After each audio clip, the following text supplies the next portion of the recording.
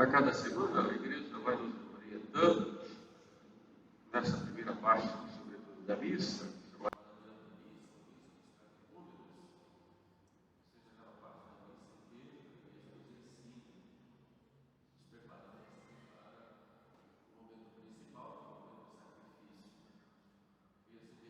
a igreja, a liturgia da missa, ela pode ser duas partes, uma preparatória, o sacrifício, e a preparação começa com as leituras e com a homilia. E a homilia sempre foi tida pelos santos padres como uma conversa familiar entre o pai que se dirige aos filhos. Por isso, a homilia tem sempre esse cuidado, né? Padre, pregador como pai, e vocês como filhos que ouvem o pai. Essa conversa familiar, porque a homilia significa isso. Por isso, a igreja sempre nos apresenta duas leituras, a liturgia tradicional, a epístola geral e o evangelho. E tanto na epístola como no evangelho de hoje, nós podemos ver que ponto leva o pecado social, o pecado como sociedade. Quando eu li a revelação, você tem o pecado social, ele foi distorcido no seu significado, e colocar o pecado social como pecado de opressão, pecado no sentido pessoal, de ofensa a Deus, mas o pecado no sentido de opressão do pobre, como um modo de levar de classe, chamar essas injustiças sociais que foram entre aspas. Mas o pecado social é isso. O pecado social, na verdade, é um pecado de grupo, pecado de uma sociedade, pecado de uma nação. E nesse sentido, essa graça ela fala do pecado do hebreu. E Deus sempre teve um povo hebreu como a sua esposa. Foi o caráter de matrimônio entre Deus e seu povo, como hoje também Cristo e a sua igreja, que sempre foi mostrado nessa graça cultura. E o pecado social é o pecado dessa esposa, e é isso que é a nossa esposa. Então, por isso, Cristo não é o Senhor adúltero, a nação adúltera. Você pode botar a nação por causa muitas vezes do pecado que o Senhor viverão e Jesus pecado novo. Ela se torna, ela ofende a nosso Senhor. Então, até agora, porque desonrar o seu esposo divino, honrar os ídolos. E então, amantes desta nação adúltera. E uma coisa que significa isso, porque Jesus sacrifício quando chora sobre Jerusalém, ele chora sobre os pecados do povo. Quando São Paulo fala do Cristo, este povo se revoltou contra Deus e deserto. Deus nos coloca para esse povo. Por isso nós temos agora uma responsabilidade, não só uma responsabilidade universal, mas nós obrigamos isso também na nação. Seja do ponto de vista civil, seja do ponto de vista religioso, nós somos também responsáveis pela igreja, como esposas de Cristo. Mas nossas ações, elas não têm uma dimensão pessoal, uma dimensão também social, uma dimensão eclesial. Por isso, quando nós chegamos, a confissão é feita aos sacerdotes, é feita à igreja. Dessa confissão, o padre perdoa, no nome de Deus e no nome da igreja. Porque cada pecado há ofensa a Deus, uma ofensa à igreja também. Quando nós ficamos com Deus do povo. Quando nós nos revoltamos contra Deus, nos revoltamos com Ele, com Deus do povo. Quando muitos iremos esse povo que se revoltam contra Deus, vai ficar escravo da sociedade. Os hoje temos um mundo em crise, a sociedade está em crise, já foi em crise. E depois a igreja está em crise, porque nós também não fomos fiéis, não estamos sendo fiéis. Por isso, uma verdadeira conversão, ela passa por uma conversão pessoal, tem uma conversão também social. E São Paulo fala na epístola, ele diz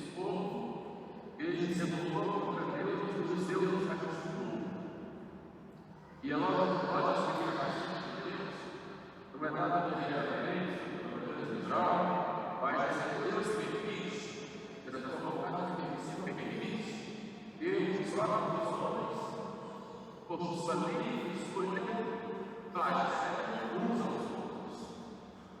Foi o que aconteceu com o povo hebreu, que, porque rejeitou a Jesus Cristo, foi flagelado pelos romanos, e depois, diz Jesus, os romanos cercaram Jerusalém de trincheiras, depois entraram e não ficou pedra sobre pedra no templo, o povo todo foi expulso, quem ficou vivo foi expulso e levado como escravo pelo mundo inteiro. E isso que ocorreu com o povo hebreu também pode ocorrer conosco como nação e pode ocorrer também na nossa vida, né? Deus pode permitir isso em vista de uma conversão. Mesma coisa na igreja, né? A crise da igreja é fruto de quê? Das nossas incongruências, né? Da nossa vida de displicência espiritual, de descuido da nossa vida com Deus. Por isso não vai haver solução se nós não nos santificarmos. Então nós temos que ter um compromisso sério de buscar essa santificação. E diante de todas as dificuldades que nós temos na vida espiritual, há dois extremos que nós temos que evitar. O primeiro é a presunção, ou seja, de nós queremos nos salvar sem o auxílio da graça, né? E o segundo extremo é o abatimento, ou seja, nós perdemos a esperança. Então, seja da nossa vida espiritual, seja diante dos problemas do mundo e da igreja, nós enfrentamos esses dois extremos.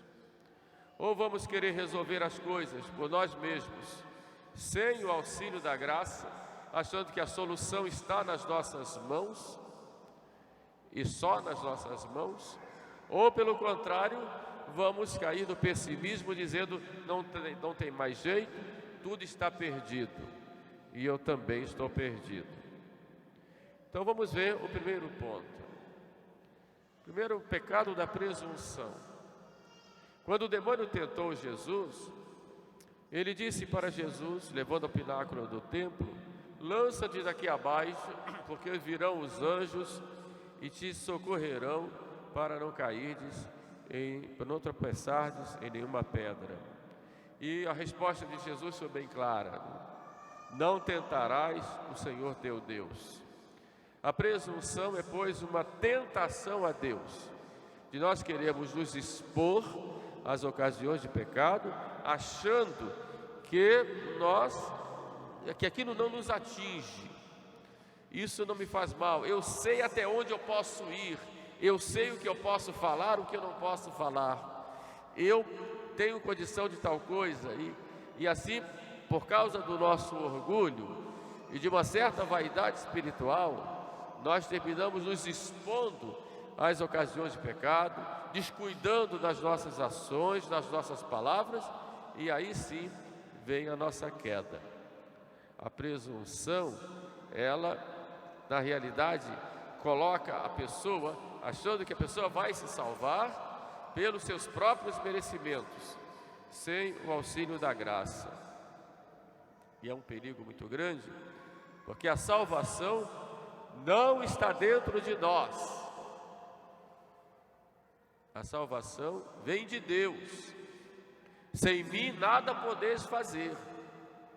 Nós não podemos, como católicos, acharmos que, como hoje se propaga, que todas as soluções estão dentro de nós, uma espécie de autoajuda na nossa vida espiritual. Isso não existe.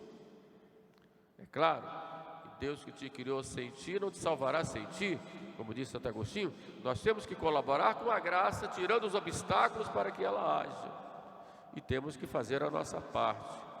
Porém, sem a graça de Deus, nós não podemos nada. Não podemos vencer as tentações, não podemos cumprir os mandamentos, não podemos ter sequer um bom pensamento em vistas da vida eterna. Por isso vai nos dizer São Paulo pela graça de Deus eu sou o que sou, e a graça de Deus não foi estéril em mim. Então eu tenho que ter cuidado de nunca excluir de mim a graça de Deus. E é uma tendência hoje muito grande no mundo das pessoas quererem se salvar, quererem se santificar pelas suas próprias forças, achando que a solução dos problemas estão dentro delas mesmas. E nós, como católicos, também corremos este risco, fruto do nosso egoísmo, fruto do nosso orgulho, fruto da nossa vaidade espiritual. Esse é o primeiro cuidado e o primeiro inimigo que nós temos, que está dentro de nós mesmos. Cuidado para não sermos presunçosos e nos colocarmos acima das pessoas, achando que nós somos melhores do que os outros. Dentro dessa linha, existe a tendência nos meios católicos de dividir a Igreja Católica em classes de católicos, sendo que nós sempre vamos dizer que estamos a primeira classe, né? Então, nós somos a primeira classe, tem uma segunda classe, outra terceira classe. Se nós estivéssemos no topo, né, isso é de um extremo orgulho, de uma extrema vaidade. Temos que ter cuidado de não cairmos nesse escólio, porque isso é diabólico. Isso vai fazer com que haja quedas fragorosas se nós vamos por esta linha. Temos que ter muita humildade e reconhecer que sem a graça nós não podemos nada. Temos que ter consciência da nossa fragilidade, dos nossos defeitos, das nossas más tendências e buscarmos sempre a graça de Deus. Buscarmos pela oração, pelos sacramentos, pela vigilância, com muito cuidado, como diz São Paulo, com temor e com tremor. Um outro extremo é o abatimento, uma espécie de pessimismo espiritual. É como aquele que diz: eu não tenho mais jeito, eu não consigo, eu estou perdido, né? É uma espécie de desespero de salvação. É uma grande tentação do demônio essa, e leva a pessoa a perder toda a confiança em Deus. Santa Teresinha vem em nosso socorro, nos mostrando a infância espiritual como um caminho. A infância espiritual, quem não se fizer como criança, não entrará no reino dos céus. E a infância espiritual de Santa Teresinha passa pela confiança. Confiança de uma criança que se coloca nos braços de seu pai, com humildade, com espírito de pobreza, sabendo que não tem nada, mas que recebe de Deus tudo. E como criança, vai se entregando à vontade de Deus, vai se abandonando à vontade de Deus, né? Sabendo que o demônio, ele pode tentar, mas Deus nunca permitirá uma tentação além das nossas forças, porque Deus é fiel. O demônio está amarrado, está sujeito a Deus. Ele não tem a última palavra. Ele tenta, e Deus permite as tentações para nos provar, para que possamos crescer, amadurecer espiritualmente. Mas Deus nunca permite uma tentação além das nossas forças. Como não permite também um sofrimento além das nossas forças. Como não permite uma cruz, por mais pesada que seja, além daquilo que podemos suportar. Mais uma vez, Deus vem em nosso socorro e nos dá a graça de vencer. Um texto muito clássico nesta linha é o texto da tempestade serenada, que nós vemos lá no Evangelho, em que vem a tempestade, Jesus está lá dormindo no barco e os apóstolos, apavorados, acostumados com o mar, mas se apavoram diante da altura das ondas que invadem a frágil embarcação.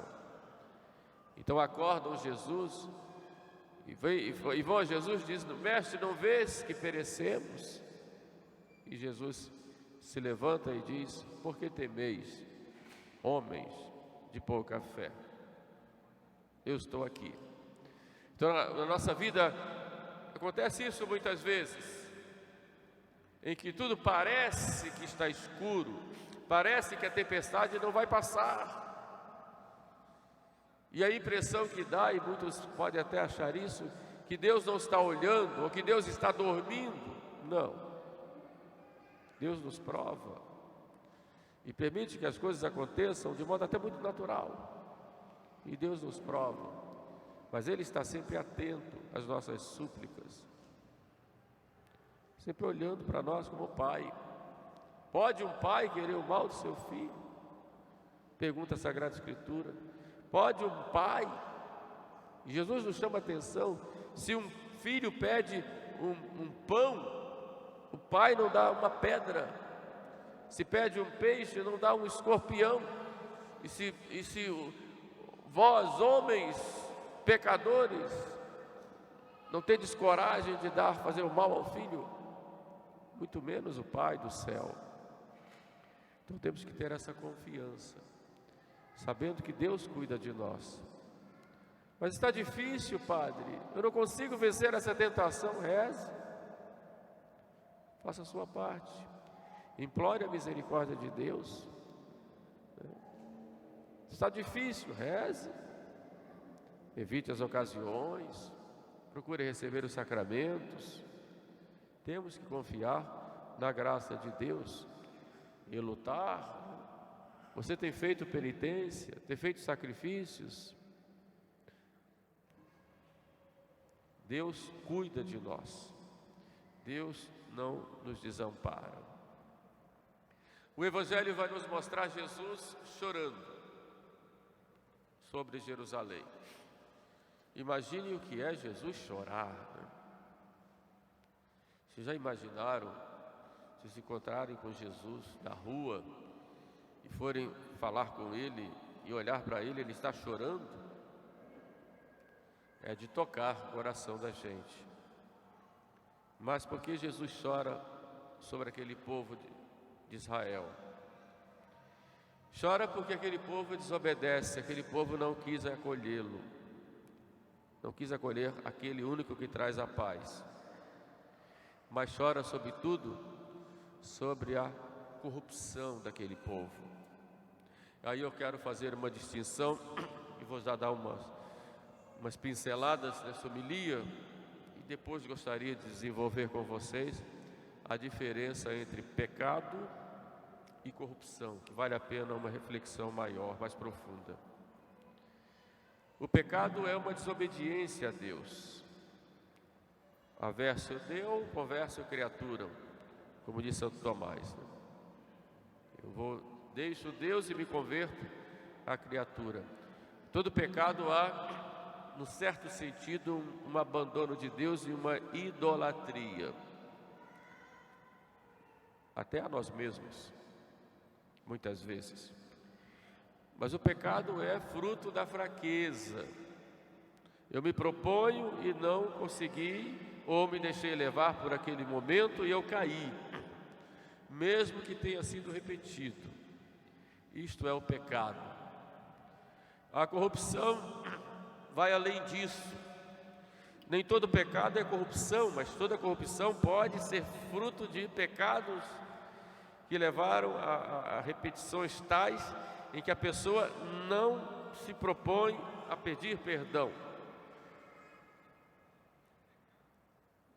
No pecado há uma fraqueza, na corrupção já há uma malícia, porque o corrupto é aquele que já se fecha à graça de Deus e procura achar o fim da sua vida dentro de si mesmo. O corrupto é aquele egoísta que encontra a sua razão de viver em si mesmo. A esses, São Paulo diz, tem por Deus o próprio ventre. A esses são os orgulhosos, que não se arrependem Por isso não são perdoados, porque se corromperam. Era o pecado daquele povo, que mesmo vendo o que Jesus fazia, discutindo com Jesus, eles não se convertiam. É o estado do pecador renitente, que de tanto pecar termina achando que não há problema algum maior na sua vida. Por isso o corrupto, ele ele deixa o transcendente, porque ele é egoísta e ele é muito voltado para si mesmo. Pensa nas suas ideias, as suas atitudes são as únicas certas, ele sempre está certo, não ouve críticas, não aceita críticas,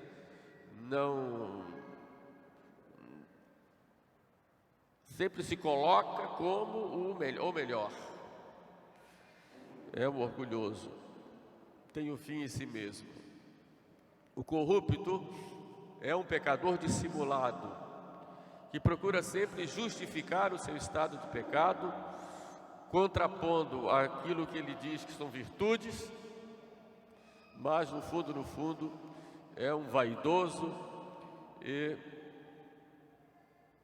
corrompido, não só nos seus atos do corpo, mas corrompido na sua própria inteligência e dissimula.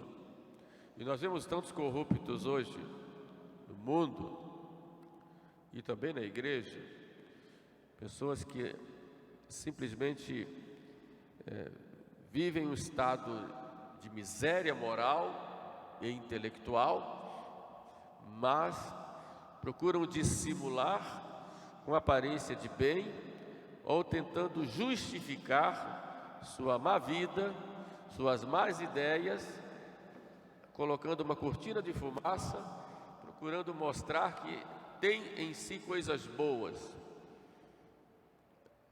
E é um perigo, porque enganam a muitos. E temos que ter o cuidado, porque do ponto de vista intelectual isso é terrível. É terrível.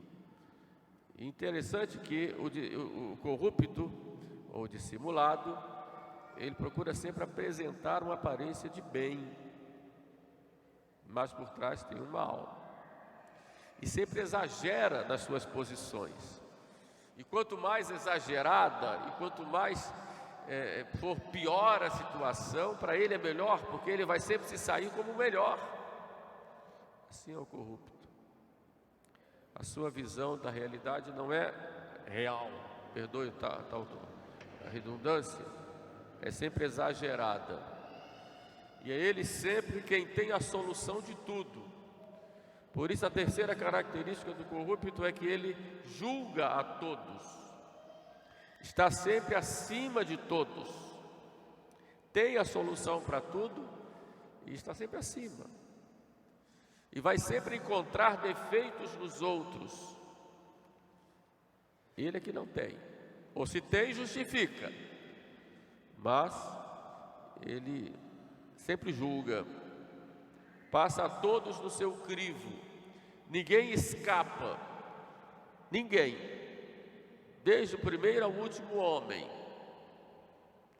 Muitas vezes escamoteia a própria realidade por causa disso, e é dissimulado, como na parábola do fariseu e do publicano. Eu sou bom, e começa a se justificar. Jejuo 2 vezes a semana, dou o dízimo de tudo quanto possuo, eu sou bom. Mas você tem pecados? Não, mas o que eu faço de bom, isso justifica o resto. Não como publicano, que é um pecador. Quantas vezes nós temos essa atitude de um corrupto dissimulado, que em nome de uma defesa da verdade, e muitas vezes não é a verdade, justificamos nossa má conduta, nossos maus atos e nosso orgulho. E quando somos confrontados, a nossa reação não é de humildade, de dizer eu tenho que repensar os meus pensamentos, mas a reação é de confronto, de ir em cima do outro e brigar e desmoralizar o outro e combater o outro para tirar do outro qualquer credibilidade. Essa é a atitude do corrupto. Então nós temos que ter muito cuidado para não cairmos nesta situação. Foi a situação dos judeus no tempo de Jesus, confrontados, armavam ciladas para Jesus, e chegou o ponto então de querer matá-lo, e Jesus chora sobre estes. E para o corrupto não há solução a não ser uma crise por causa da morte de um ente querido, uma crise por causa de uma desmoralização pública, uma crise de uma doença, enfim. Só uma crise pode converter um corrupto, só, porque ele não quer, evidentemente, o perdão, porque não precisa, ele está sempre certo. É exatamente por isso que Jesus chora, né? E podemos perguntar, será que Jesus não tem motivos também para chorar hoje? Sobre nós, sobre o nosso mundo, sobre aqueles que devem recebê-lo e não recebem, sobre nós. Por isso peçamos a nosso Senhor que nos dê a graça de uma verdadeira conversão. A conversão, ela é diária. Sempre devemos nos converter, a cada dia. O padre Faber, ele dizia que uma das grandes faltas na vida espiritual é exatamente nós perdermos esse espírito de conversão, que deve ser contínuo em nós, para não cairmos na corrupção. E podemos cair. Peçamos, pois, a Nossa Senhora que nos dê essa graça, interceda por nós, para que sejamos muito humildes e reconhecemos sempre que não podemos nada sem a graça de Deus, e com muita confiança estarmos, nos seus braços, unidos a seu imaculado coração, e assim, com a graça de Deus, possamos nos santificar e nos salvar. Louvado seja nosso Senhor Jesus Cristo.